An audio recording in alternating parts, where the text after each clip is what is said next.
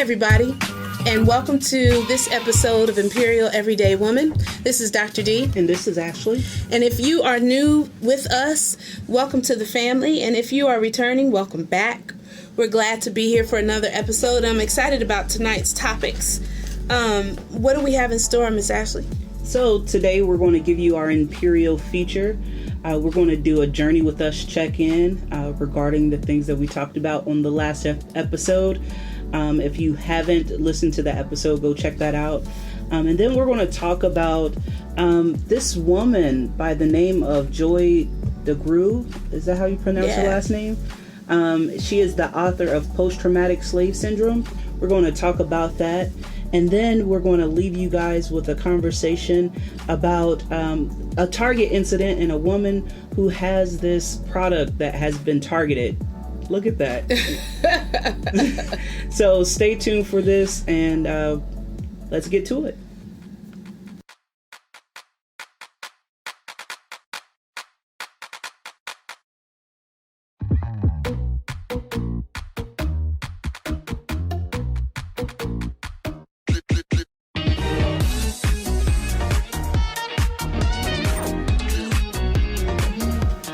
So, like I stated in the beginning, if you didn't hear that, it is time for our EmpyREAL feature. And pretty much what this is for, it is to highlight the everyday woman in each and every one of us. It is just those things that we do every day. We are just highlighting that because it is amazing.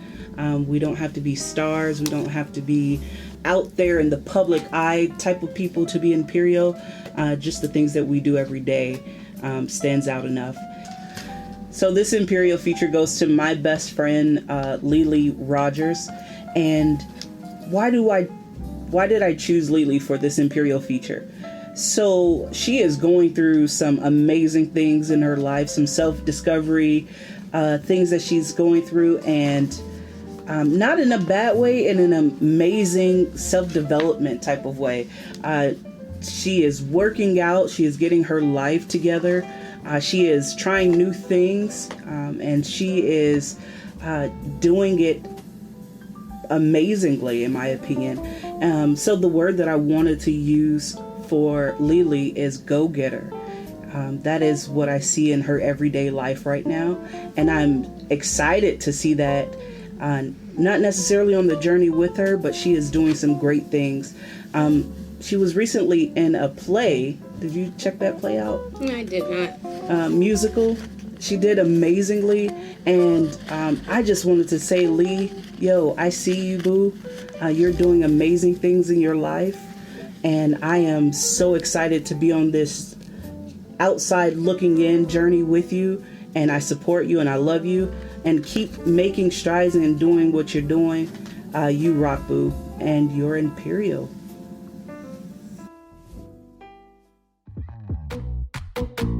Shout out again to Miss Lily. We see you, we applaud you, and we celebrate you for what people may think is everyday is actually pretty amazing. And so keep doing what you're doing.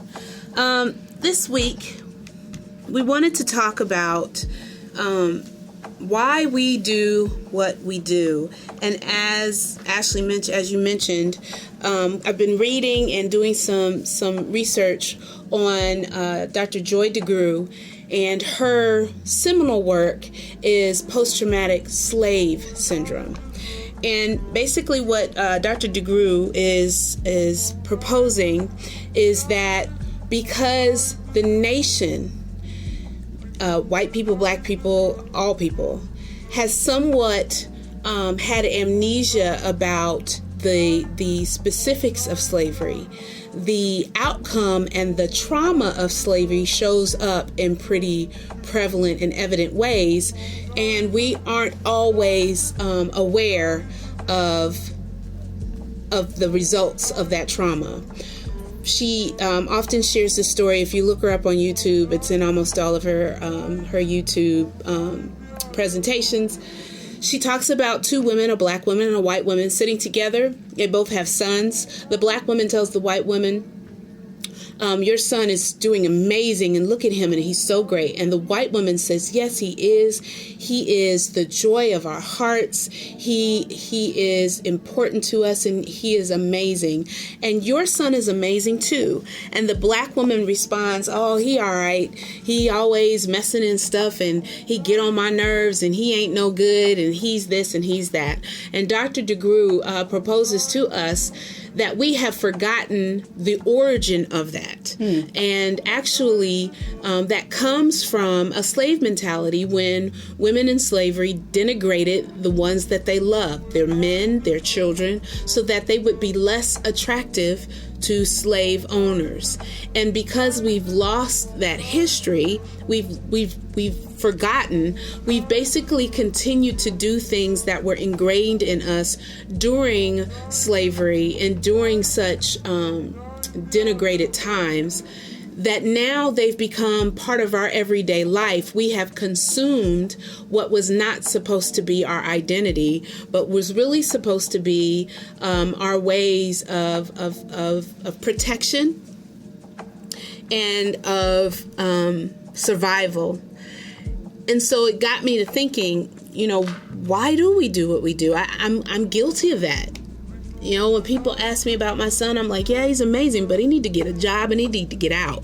Right? There's always like this negative piece that comes along with when I talk about anything that I love. I mean, to be honest, it's really hard to admit that even in my relationship, you've got such, yes, all right, but it's a lot of work, right? Yeah.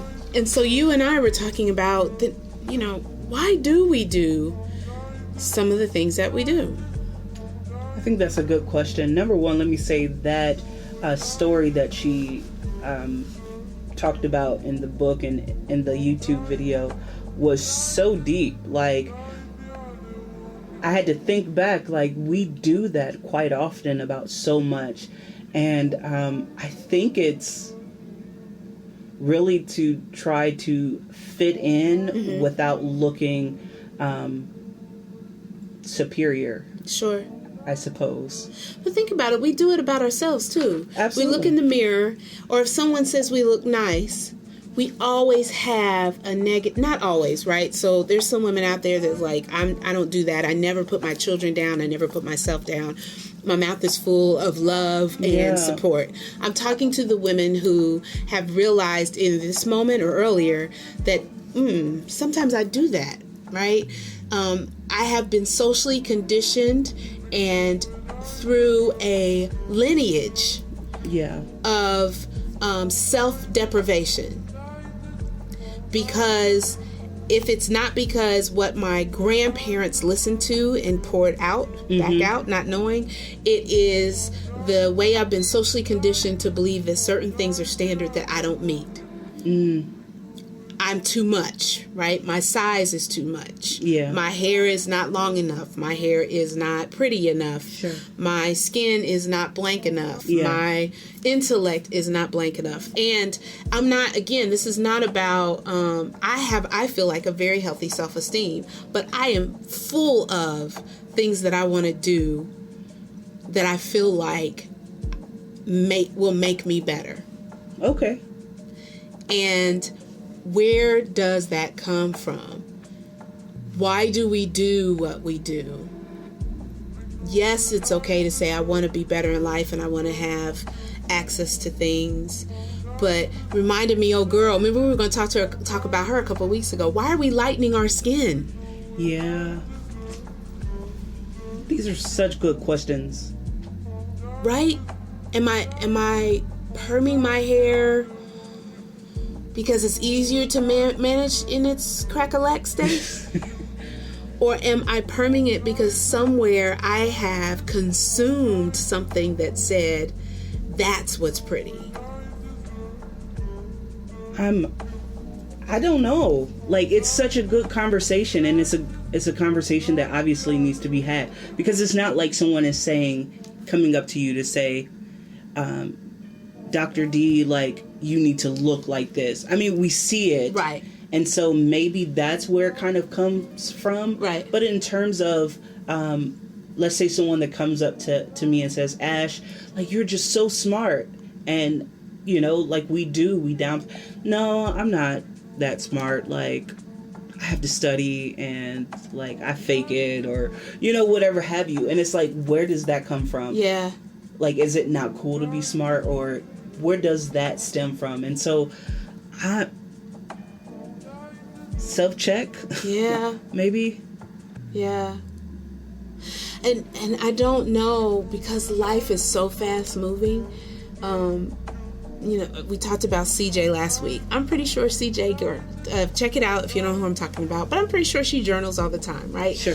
Lots of self-reflection, and if follow her on Instagram, she even shares some of that with us. But sometimes life is so fast moving that I'm just doing.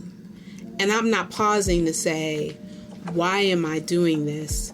What is my motivation? What in my life has informed that this is the thing that I need to be doing or worried about? Or why do I do what I do? Right? Why don't I do the things I don't do? You know, the standing in the mirror and giving myself proclamations every day. You are amazing. You are beautiful. If you never do another thing, you are still the cream of the cream, right? Why am I not pouring that into me instead of the night before thinking about all the 5,000 things I got to do tomorrow to make sure that my worth is validated? Maybe because it's too difficult. It takes effort. Or it doesn't take effort to point out what's wrong. It sometimes takes effort to point out what's right. And it's, am I willing to put forth the effort to acknowledge those things that I do well and that makes me amazing? Sure. You know? I think something's to it because we don't see it in those we love. Mm-hmm. I've said this before on the podcast. When I think about my best friend, I don't think about all the things that I think are wrong with them.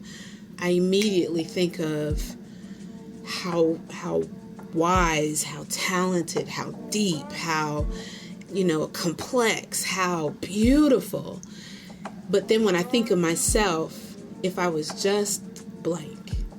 Sure. If I was just a little less blank.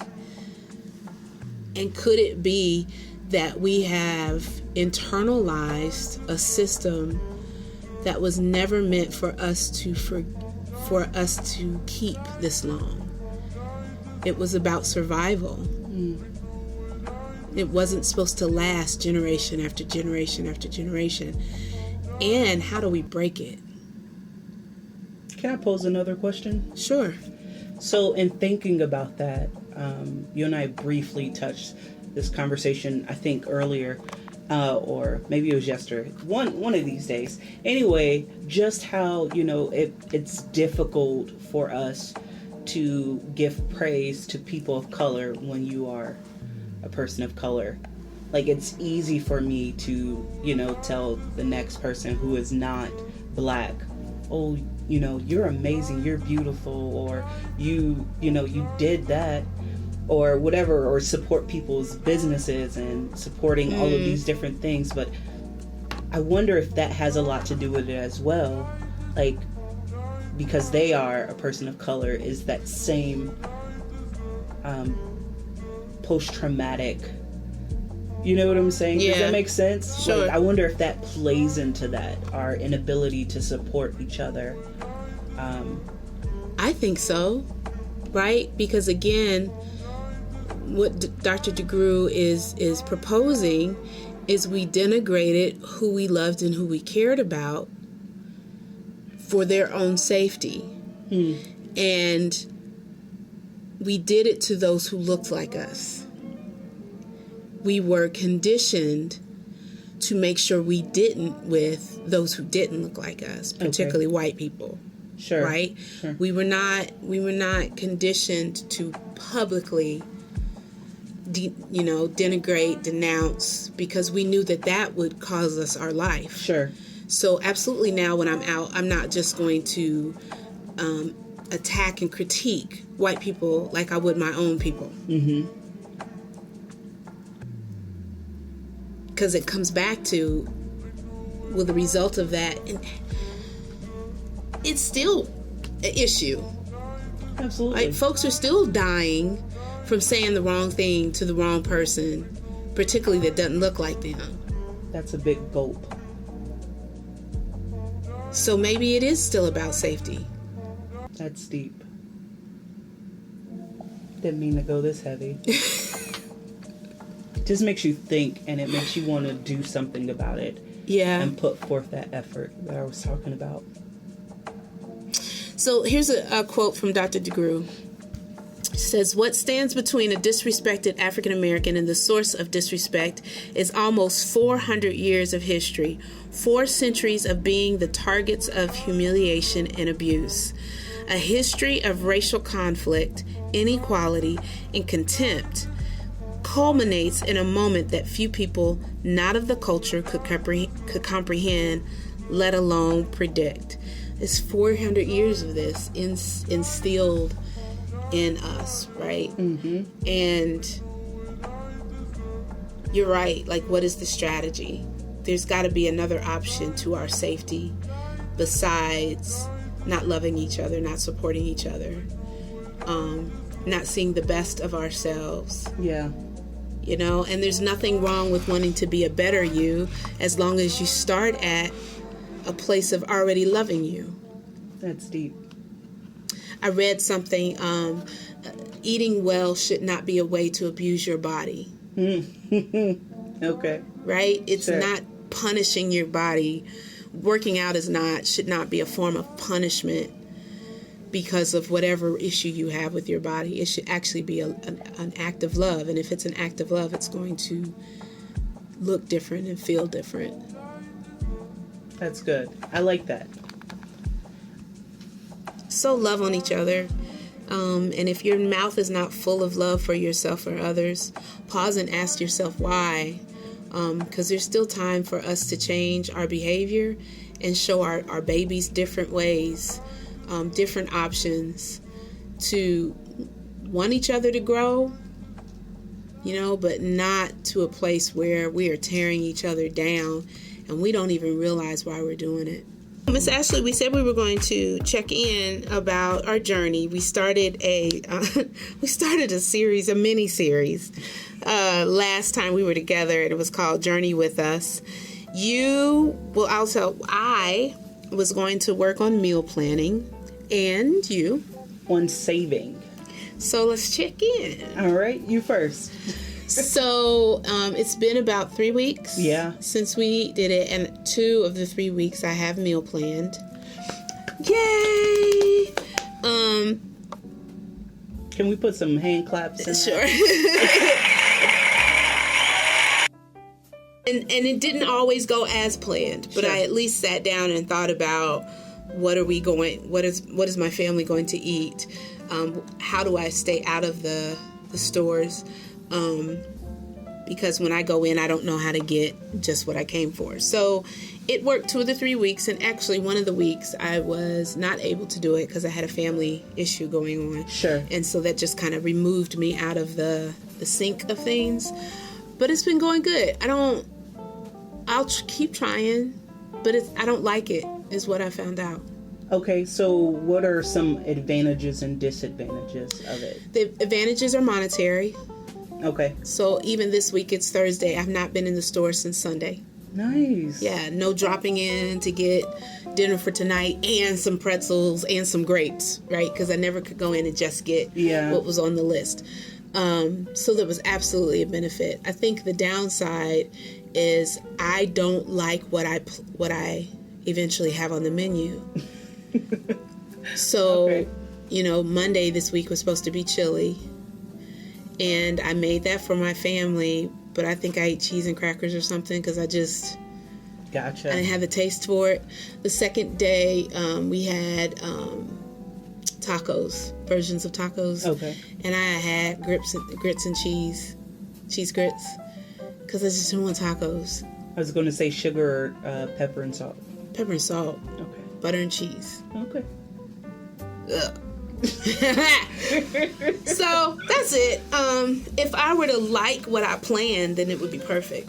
But I'll keep planning just because the money helps with the money. That's what's up. So how'd you do? I had to just check my bank account. But we're sitting here. I've been doing well. I've been buying shoes, but I haven't been like shopping. So since I've been buying shoes, I haven't been buying shoes and clothes. So I've been able to save a few coins, and investing quite a bit and trying to do my dang thing. It's good to have extra and to know that, there's a cushion there if an emergency comes up. So that's one of my benefits of it. One of the things that I thoroughly dislike about it is nothing. It's what? Nothing. I don't dislike anything about saving. It's difficult, sometimes you want to spend. Well, no, I think that's even changed. I don't feel like I have to go and buy stuff. Nice. Yeah, like I messaged you a couple of nights ago that I was in Target. I hadn't really been to Target, which is weird, right? Yes. Like Target is the spot and you have to go multiple times a week. But y'all don't forget we went 4 times in one night. Yeah, on Black Friday. Man, that's pretty cool. You staying out of Target. Yeah, so I think I've been doing good. I'm excited to keep doing it. We hope you picked something to, originally the conversation was about, it was a new year, and a lot of times we lose track of our New Year's resolutions. We hope your journey is going good, going well. It's March. What did you promise yourself in January? It's not too late to go back to it, to re-energize it, and to keep pressing on that goal. Check in with us.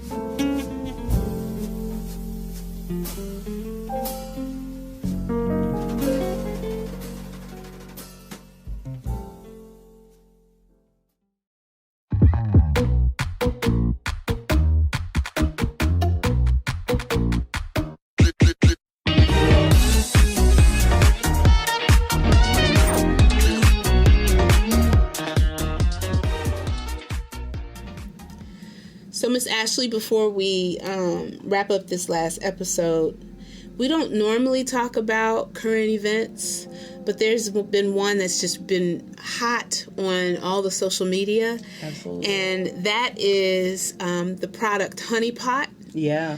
And the commercial by the owner. Her name is Beadixon.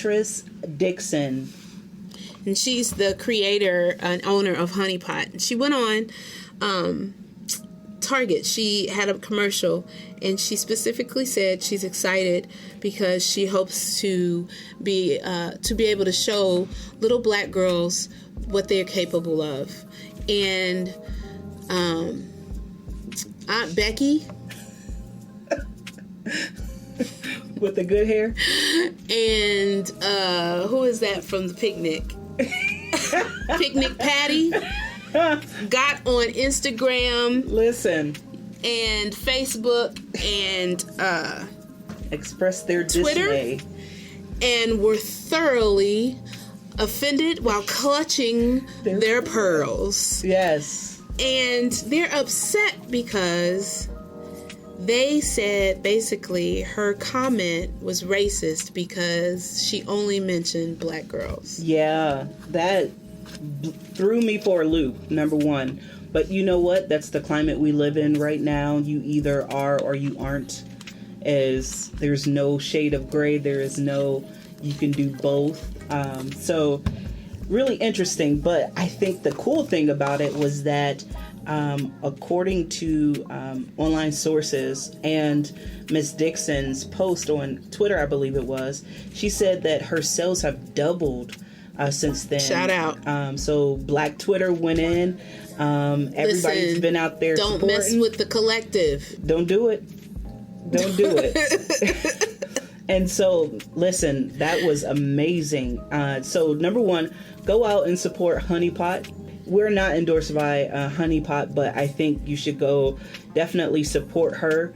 Because what they were doing was going to the reviews and giving it bad reviews on Target's website, is where it kind of like blew up.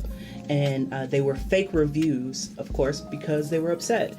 So go out and support this company, this product. Again, that's Honeypot. And you can find it at your local Target. And do me a favor, go out and support a few Black-owned businesses and products. So here's what stuck out for me. First of all, I need everybody to do a little bit of Googling. There is no such thing as reverse racism. Say it again. There is no such thing, I almost sang it, as reverse racism. Racism is a social structure based on a power dynamic. Yeah. Okay? So, and it is at a institutional level. Now, yes, you can be biased, you can discriminate at an individual level. Racism is at a structural level. Yeah. I'm about to give you this free lesson. How do you know it? Because when you talk about races, it's the collective. Sure. By the way, race is a made-up construct. It doesn't exist. Back to our regularly scheduled program. When we talk about this made-up thing... Teach us today. It is about a group. So, that stays at the group level. Yeah. And until the demographics change, which is coming... Until the power and political structure changes, which I don't know when that's coming. Black folks and folks of color can't be racist. Yeah. Argue with your mama. Now, the woman, by saying she wanted black little girls to have a role model, was not a racist comment. Yeah. It wasn't an attack on them. It was not an attack. But what privilege does is make you think that you need to be considered all the time. Why is it only Black Lives Matter? Why can't it be all lives matter? Because nobody's talking about all lives right now, A. And all lives ain't getting shot and just left in the street. So, tuck your privilege back in. It's not about you. Even when you're not mentioned, it's okay because your privilege is making you think that you need to be. And not everything is going to be about everybody. Yeah. And if that's the case, then let's go back several hundred years and all get out there and work them fields. Preach, D. Right? Preach. And I don't care if it wasn't you and it wasn't your grandmama. The next thing we want you to look up is generational wealth. Because folks have benefited from structures they didn't participate in. Yeah. So this whole Target thing got me in a little rile up because every time folks in their privilege aren't considered, then it's problematic. Yeah. It could just be, it's not about you. And I think that's the issue. Like, it's not about you, and you want it to be about you. You want it to be about you. Yeah. And because life, right? And people say, it wasn't me, I didn't have anything to do with it. But the residue is on you, sis. Yeah. It's on you because you think, okay, look at it this way. I've said this at my place of employment. True or false, do you feel like the results of slavery are still seen in folks of color? Some of the behaviors. Yes. Things that we just talked about it, right? So how can it be true that the residue is not on our white folks? Yeah. If you, if 400 years told you matter and everything needs to be considered about you and about your comfort, right? And to make sure that you are never uncomfortable and you never cry, then of course while we're sitting in meetings, people pause when you start to tear up. Well, some people. I don't. I'm not moved by white guilt or by white sensitivity. Jeez. I'm not. Yeah. Because we can unpack that and we can grow from that. But that's your residue. Yeah. And y'all family may not have owned slaves. But society has told you your comfort is important. And I'm here for anybody that reminds you it ain't about you, sis. Yeah. And that don't mean I don't want you to come up. It just mean it ain't about you. And we're not too far removed from slavery, and I think that's what it's just like. Even for me at 32, right? Like, I'm accustomed to a melting pot, but as a 32-year-old, I see it more now than I did as a child. Yeah, which is weird, but it's just like slavery was, or segregation was not that long ago. Like, listen, I'm with you. I am not yet 50, and I have a picture of me sitting on Daddy King's lap. Me. Wow. Right. Me sitting on his lap when we had him in the city. We had him at our church, and his son had already passed away. Where I work is the last place that Coretta Scott King did a speaking engagement. That's deep. We not that far from these stories and these narratives. And I think the technology, how we are booming, like in technology and stuff, makes us, go back to joydegruy, right? Gives us amnesia about the residue of the way this country was structured. And we have to check it. Like that women are giving fake reviews on a women's hygiene product. What she's doing is best. It's good for everybody. Yeah. But you're so caught up in she didn't mention you that your stuff stinks. Go buy you some honeypot. Yes. The wash and all the things. Yes, please. And then thank her. Go back and give her a better review. Thank her. 5 stars. Because it's for you too. She was thinking about you. She just didn't mention you. Tell us what your thoughts are about Honeypot Target and just this environment that folks in their privilege feel like they have to be mentioned and considered.